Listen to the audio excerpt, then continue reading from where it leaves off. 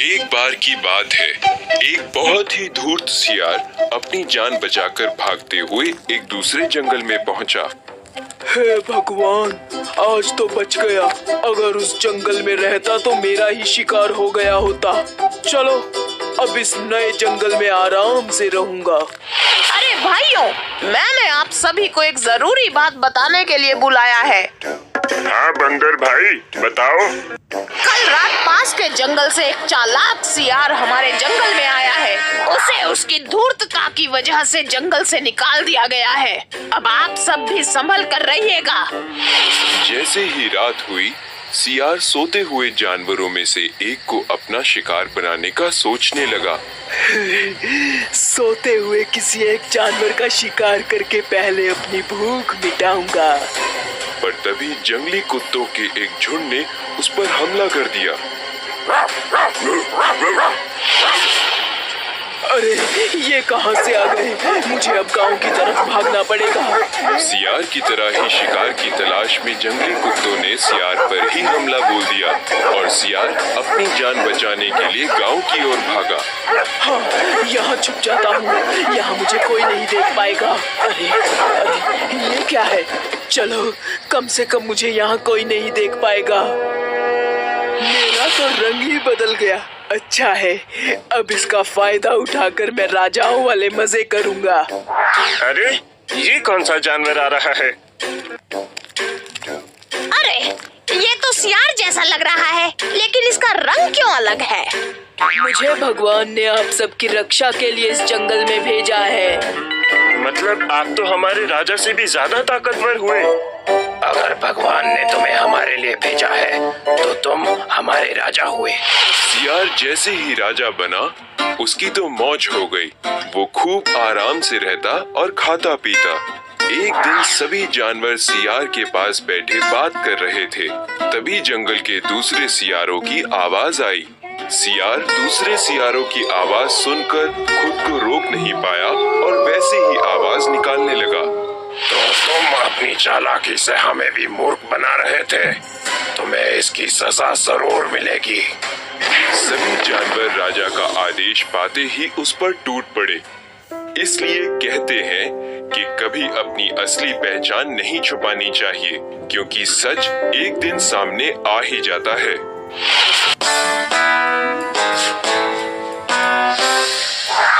एक बार की बात है, एक जंगल में एक गुफा में एक भेड़िया परिवार रहता था।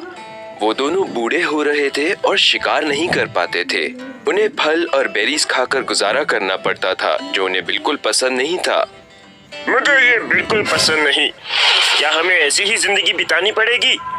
हम कर भी क्या सकते हैं? हम शिकार के लिए बूढ़े हो गए हैं और हमें कभी कभार छोटे जानवर मिलते हैं। खरगोश और चूहे, वो हमारे किसी काम के नहीं। हमें कुछ बड़ा चाहिए। वो क्या है? ये खुशबू कैसी? ऐसी खूबसूरती मैंने कभी नहीं देखी। घोड़े का मांस बहुत लजीज होगा। सपने देखना बंद करो। वो बहुत ही तेज दौड़ता है और हमारे पंजे बहुत कमजोर हो गए हैं। हाँ? कोई ना कोई रास्ता जरूर होगा। ओह हेलो घोड़ेलाल, क्या तुम यहाँ नए हो? तुम्हें यहाँ पहले नहीं देखा। हेलो भेड़िया जी, हाँ मैं यहाँ पर नया हूँ। बहुत बढ़िया, तो फिर हम दोस्त बन सकते हैं। हम यही रहते हैं। खैर अच्छा, मुझे लगता है ठीक है। मुझसे डरने की जरूरत नहीं। मैं बहुत बूढ़ा हूँ। मैं मांस नहीं खा सकता। मेरी पत्नी और मैं, हम सिर्फ बेरीज ही खाते हैं। सुनकर अच्छा लगा।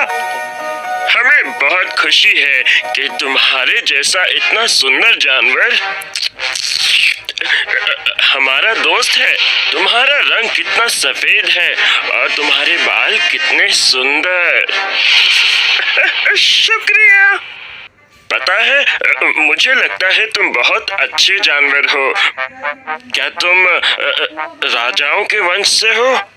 मैं? पता नहीं। शायद। तुम पक्का हो? देखो कितने लंबे और सुंदर दिखते हो तुम। अच्छा, तुम हमारे घर क्यों नहीं आते? वो बहुत बड़ा घर है, हम सच में बहुत खुश होंगे। तुम्हें आना चाहिए, प्लीज ना मत कहना। खैर, अब मैं क्या कहूँ, पर तुम लोगों ने मुझसे बहुत अच्छा बर्ताव किया। ठीक है, कोई बात नहीं, मैं जरूर आऊंगा। बहुत खूब, हम तो सिर्फ बेरीज ही खाते हैं, पर मेरी पत्नी को पता है जंगल में सबसे अच्छी बेरीज कहाँ मिलती हैं। हमारे यहाँ दावत होगी। ओह, मुझे आवाज आ रही है। देखो वो आ गया। आओ चलो उसका स्वागत करें। भेड़िए जी, लो मैं आ गया। अंदर आ जाओ घोड़ेलाल, बहुत अच्छा हुआ कि तुम आए। वाह, क्या बढ़िया खाना है, सब तुम्हारे लिए।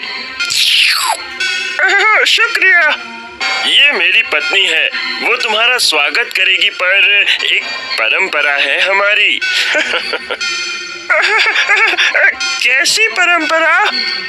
हम अपने मेहमानों का स्वागत करते हैं फूलों की माला उनके गले में पहनाकर।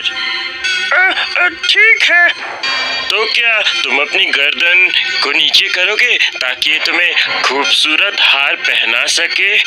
हाँ जरूर।